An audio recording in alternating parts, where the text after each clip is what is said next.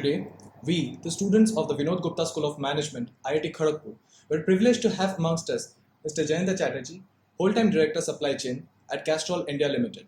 And after a highly engaging session with all the students, we now have a few questions for Sir. So, Sir, shall we begin? Sure, please.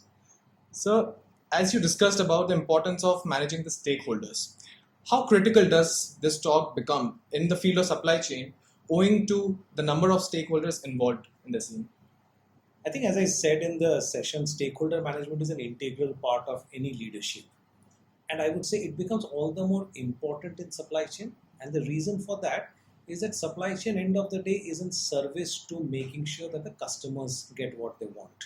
Yeah. And in that, the mentality of the supply chain should be towards making sure that we are doing everything what is possible to service the customer and meet the promises what has been made to a customer. So in that, lots of stakeholders come in. There can be internal stakeholders like the sales team, the marketing team, the finance team, because they are also managing the costs, and sales and marketing are getting the orders. And then you have stakeholders like definitely the customer who expects service from you. And you will have like, say, logistics transporters, the warehouse operators, and all of that. So if you would think of one function in the business which has a large number of stakeholders around, perhaps I would think of supply chain. Okay, sir, that was really well answered. Okay, the next question is, what, according to you, is the best approach to mitigate risk in modern day supply chain management? I think risk mitigation is an important part of, again, any business operations as we run it. And it is sort of looking into in terms of what are the variabilities which we are dealing with. And sort of looking into from that angle, you come to across what are the risks which we need to deal with and have a mitigation plan. Now, when I talk about supply chain, as I talked about with so many stakeholders around yourself, you can have a risk in any interactions, any transactions. It is important to sort of look into in terms of what are those generic nature of risks what we are seeing.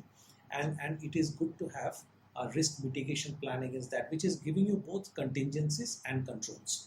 So what are those things which I'll do to keep the process under control is an important part of risk planning. And the other part is that should the things go out of control, what would be my contingency plan? So if you would have thought of that control and contingency, I think if a situation comes, you will be much better prepared. And a very important part along with that I would mention is also around how you have a business continuity plan. Because that ensures that you can go back and keep doing your business, although the best way of doing the business might have been stopped for some reason, but you have an alternative which is your business continuity. So I think all that comes under the risk management. I think that's a very useful mantra for all of us over here.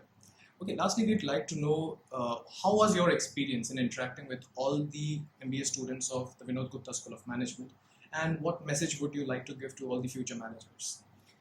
I really enjoyed, and I would say is that having come all the way from Bombay and sort of having this session, and when I entered the room itself to see the room full of all of them waiting for me and to listen to me, I think that really helped me to sort of focus on in terms of what message I would give and be very careful about leaving the right message with the group.